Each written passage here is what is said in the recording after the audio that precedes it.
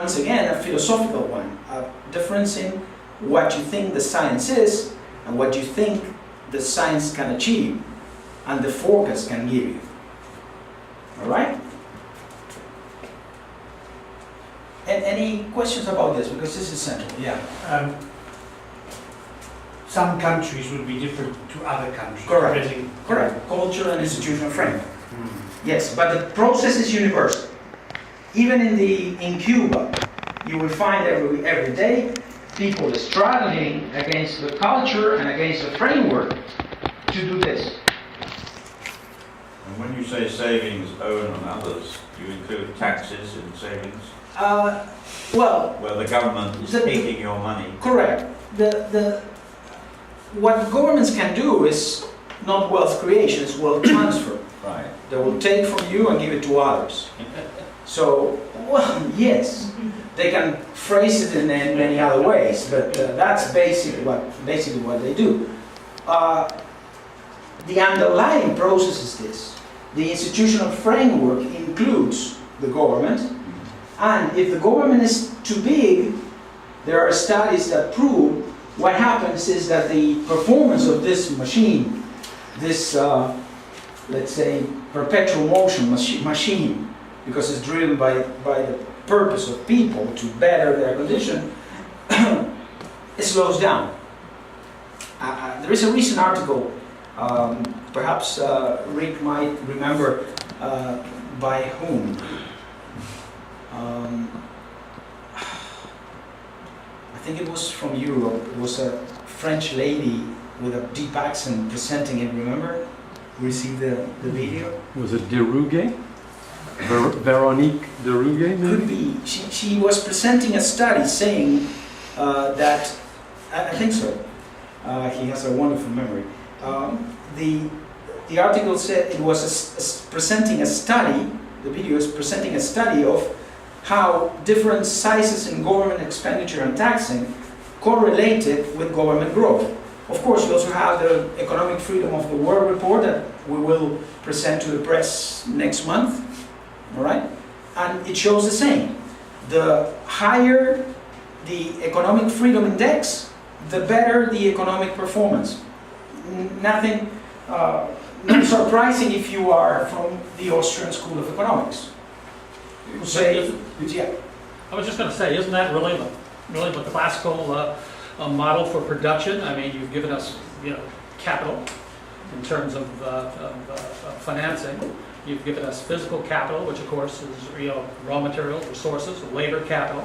Yeah. Then you put the entrepreneurial side down under work culture, Yeah. which in effect brings everything together to create what? Correct. Investment into wealth creation. Yeah. So I mean, that's been a model that's been around for Well, no. longer than, What I'm saying almost is put together. this process is universal.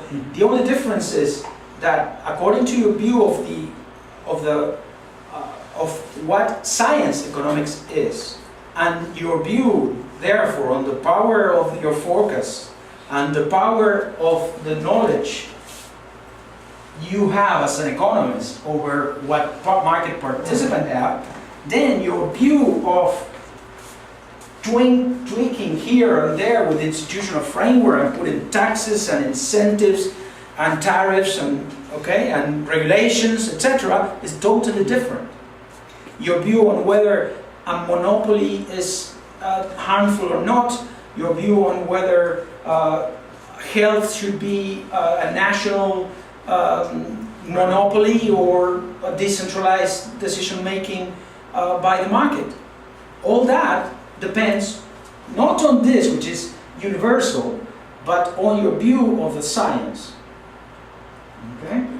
And sometimes, regardless of your view on the science, on whether you are an economist which is working for a politician. And that has to do with interpretation of what happened in the first Great Depression, the one in the 30s. And I will explain that. Ralph, are you saying that entrepreneurs should be the fourth leg up there underneath financial capital? No, I was saying the fact that is shown here as a cultural aspect, which in effect influences the other three factors of production. Yeah. And I'm just saying that is basically, Yeah, well, that's the. this is entrepreneurial view of human action, correct? It's a In the classical economic sphere. production Yeah. model, that's all But I'm trying to say. actually- I don't see This anything. doesn't need a planner, But a actually- planner to start it. This is universal, and it's But- nothing new, And that's the But important word. It's nothing new. the entrepreneur, though. but we forget about it. Yeah. He is, or she is, or they are the people who put those three things together Yeah, to make an economy. correct, correct.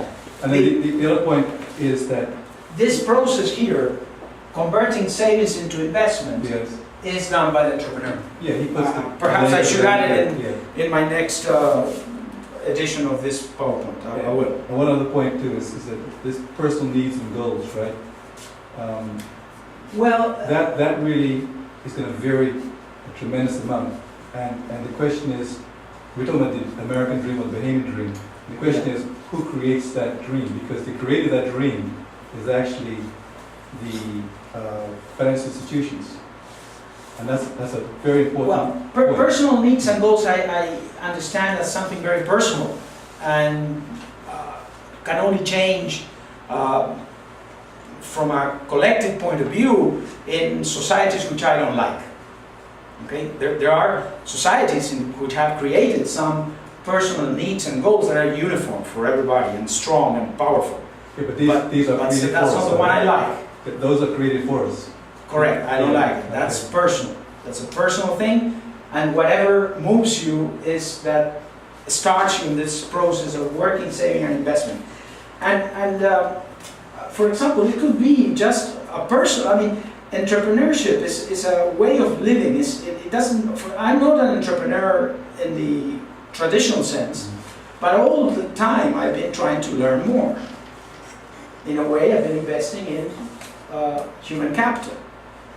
So I live in an entrepreneurial way, although I'm not exactly an entrepreneur because I'm not trying to discover what consumers need and creating a product for them.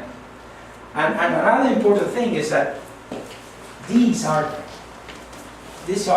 the princess, whatever. The consumer here, the individual, is king because his personal needs and goals determine what is being produced and what is being invested for. It's also the stage of economic development. A Bahamian is going to have a lot of different personal needs and goals than someone, Correct. say, living in Haiti, or someone living in the Philippines where they're trying to survive, or Peru where they're trying to survive. And the institutional framework is something that we can speak hours about it. It's not something which stays the same.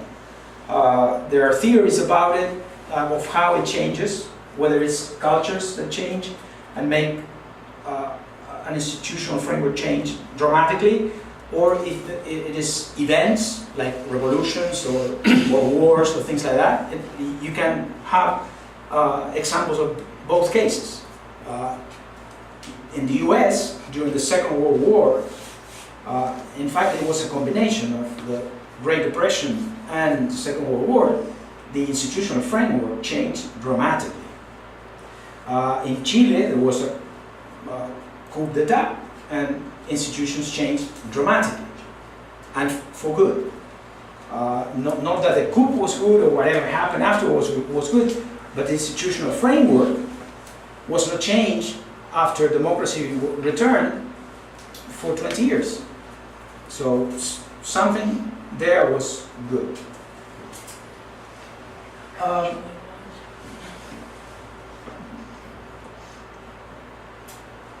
Now, getting back to how the science progress or lacks progress. The science in general advances not by gradual steps, but by leaps, consolidation, then starts to crumble a little when some of the members of the profession do not understand certain things and there are doubts about it. And it only changes this paradigm when something big happens and an idea that is small, held by a small group,